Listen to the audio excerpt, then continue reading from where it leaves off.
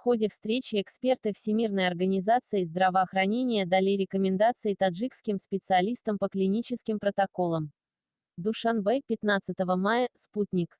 Накануне представители Министерства здравоохранения Таджикистана встретились со специалистами Всемирной организации здравоохранения, сообщает НАТ Хавар. Глава делегации ВОЗ Патрик О'Коннор заявил в ходе переговоров, что организация доверяет данным Министерства здравоохранения Таджикистана и будет продолжать оказывать помощь стране на всех этапах борьбы с COVID-19. Также во время встречи эксперты ВОЗ дали рекомендации таджикским специалистам по клиническим протоколам. Авторские права «Спутник», Виктор Толочко. Миссия ВОЗ подводит итоги визита в Таджикистан. Напомним, что 12 мая в Таджикистане состоялся брифинг, в ходе которого миссия ВОЗ подвела итоги визита в республику.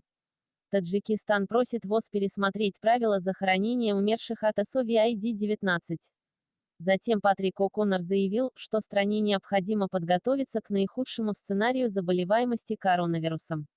Он объяснил это тем, что республика только что вступила в фазу, когда инфекция активно распространяется по всей стране, и пик еще впереди.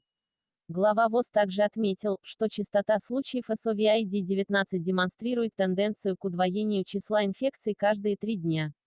Глава миссии ВОЗ по коронавирусу в Таджикистане: готовимся к худшему.